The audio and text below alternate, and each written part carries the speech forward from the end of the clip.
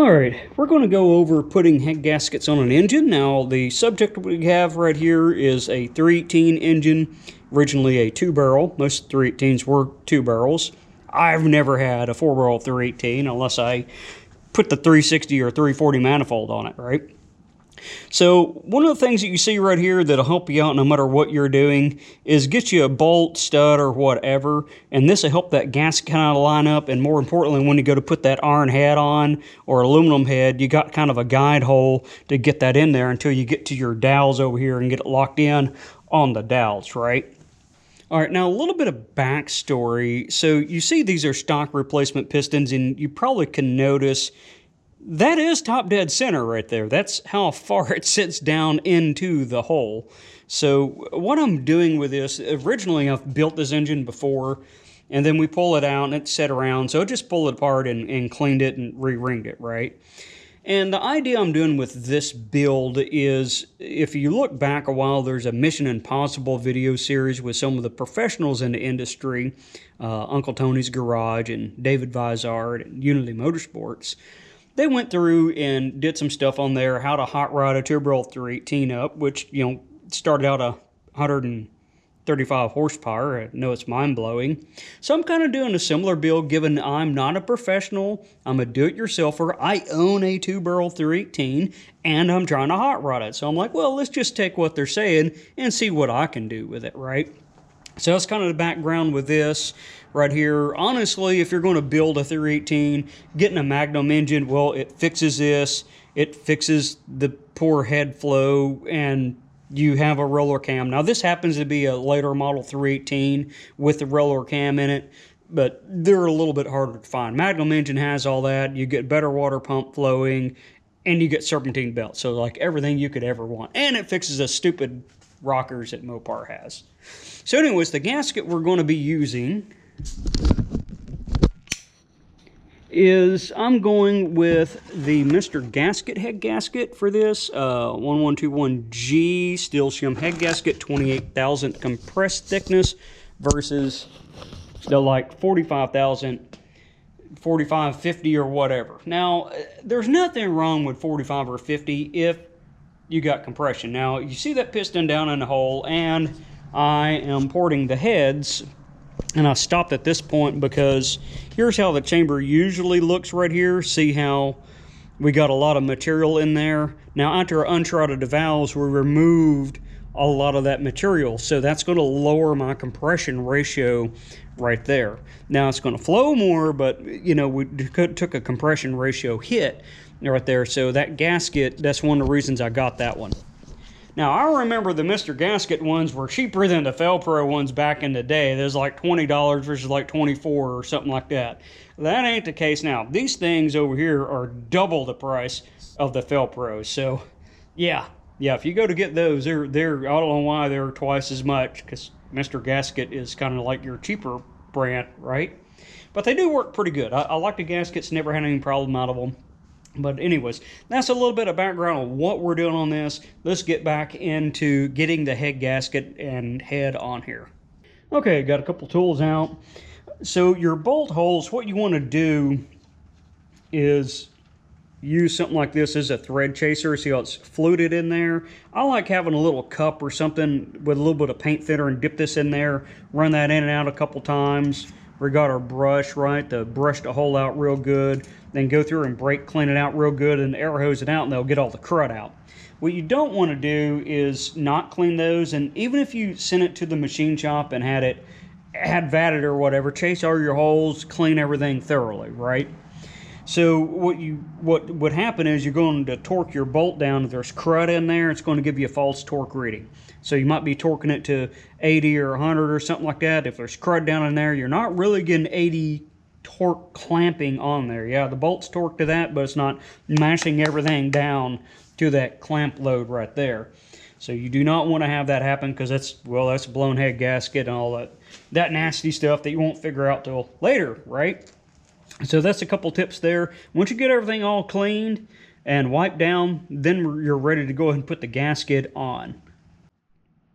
Okay, now that I've wrestled the head gasket out of the double shrink wrap packaging, a little overkill, when you go to put this on, you got to make sure you put it on correctly. Sometimes there's a forward, there's a back, so on and so on. So they have instructions on here. None of those 3 pictures are for my head gasket, right? So to locate this, I'm looking at, I have a dowel pin and a dowel pin, right? So when I look at the head gasket, if I go to put it that way, the dowel pin is up on that one, down on this one here, right? So it doesn't go that way. So I have to turn it around. Now there's not a part 1 and part 2, part A, part C, or whatever, or a left and a right. So we know that this has to be the correct way that it goes on. That's the only way it fits with our dowel pin holes, right? So the other thing, and I didn't think about it until I read the instructions, and then I remember some stories that some people think that you need to put some sort of sealant on your block and on the gasket to get it to seal. And I'm sure that there's 1% of engine builds that would need that, but honestly, for the other 99% of your builds, if you think you need to do that, you need to send your stuff to the machine shop and get it fixed and use a good head gasket. You do not need that. This thing is plenty sticky. It's going to seal. This block's been decked. The heads have been surfaced. They're clean. This is going to work fine. Even if it wasn't, I wouldn't put sealant on there. If I thought it was that bad, I would go get it fixed, right? So anyways, like I said, I didn't even think about it until I was reading this. Do you know that? Whoa, what? People do that? Well, we better cover it while we're putting this together, right? So we got the gasket on there, looking pretty good. So I need to make sure that the head is nice and clean. And then, like I said, the stud is going to help us get a line to put it in there. Now, if you got the engine on the stand, it's not that big a deal. But if you don't have it on the stand and you're trying to do this in a vehicle, that gets very rough, and it's hard on the back too. It's going to be difficult to do it unless you have some sort of all-out race car. You can pull fenders and everything off to get to it. So this will definitely help you out. The other thing, if you're doing this in a vehicle and you're using a step stool to put your cylinder head on, be careful, because those things, right when you're about to get the head on, it'll kick out on you, and then you'll drop the head and run your gasket. That's happened before. I don't know how many times before. So that's another reason why this right here, it'll help guide you in. So even if a mishap does happen, it can't really go any further because you're kind of got it in there, right? And the worst thing that you got a cast iron cylinder head, and you're trying to get it on there without a stud, and you're trying to get those lined up and in a precarious spot, and you can't let go, and your hands are cramping, your back's hurting, and you're trying to get it on the dowel pins, and it won't go. You know, and then you run a head gasket. So yeah, just do that. All right, whenever we get to head bolts, I just want to cover this right now before I forget. If your head bolt or any bolt, intake, timing cover, whatever, goes into a water jacket, you need to use a thread sealant on there so that it doesn't seize up. If you ever taken apart an engine that did not have that, a lot of times the bolt breaks and it's nasty, and then you get to drill a bolt out, and that's just not fun. So that's a good thing to put on there. I'll go over the bolts. I'm using the ARP bolts to put that on here, but let's go ahead and get the head dropped on, then we'll get to those bolts.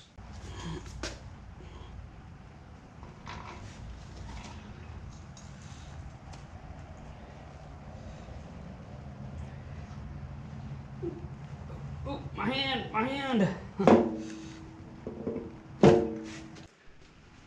All right, we got that done. We're getting ready for bolts, and you see the wrist brace. When you get older, sometimes your body parts, like your wrist and hands and all that, don't like lifting heavy cast iron anymore. About to just do aluminum heads. So we're looking at this. It tells us our steps right there.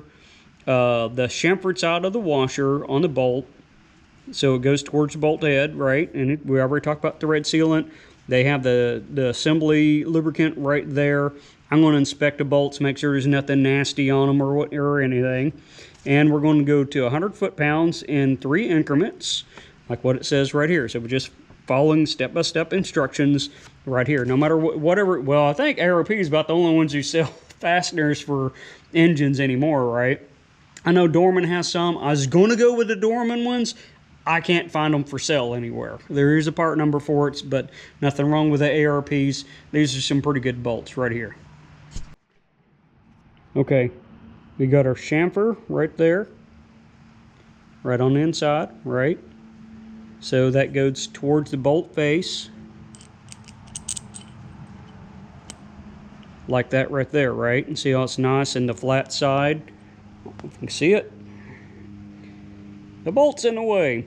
But yeah, that's a nice flat area, and we're going to put that down in there. Bolt's clean. I'll put the lubricant in on there, right, and slap that in. I'm just going to do that for all the bolts. Get them in there, then we'll go through the torque sequence. Remember to pull your stud out. Now that it's on the dowel pin, you're relatively held in place, right? So I'm going to go ahead and do that and start getting these bolts in. All right, I got those on there. About to do some torquing, wrist brace back on because I'm old. So what we're going to do on here is torque it in 4 steps, 25, 50, 75, then 100. You don't have to do it. Just do it in 3 steps or 10 steps. It doesn't matter as long as you do it in steps. That's what matters. So these are 0 torqued, right? They're just ran down, and I'm going to start with this middle one here and then come down and then come over, down, and do kind of the crisscross or circle pattern, however you want to call it. And that's generally pretty good for the older vehicles, but definitely look up the torque spec, the torque sequence on your engine that you're building, because the modern engine, that threw this whole circle crisscross thing right out the window there. So you definitely want to get that right.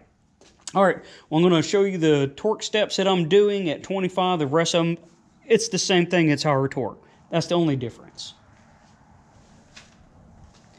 And someone's going to say, you have an extension on there. That's going to throw your torque off. Well, my 15-year-old torque wrench isn't calibrated either, but, you know, we got a stock 318 here. We're not building some sort of 9,000 RPM nitromethane, 5,000 horsepower monster over here.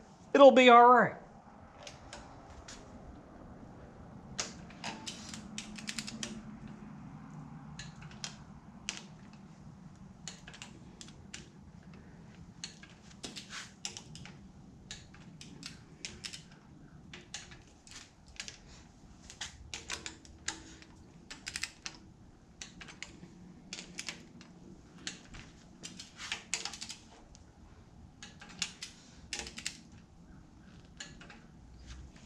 And that's that. Just bump up the torque, rinse and repeat. That's all you got to do. And the cylinder head, it's on. Now I went ahead and put spark plugs in here to plug the holes.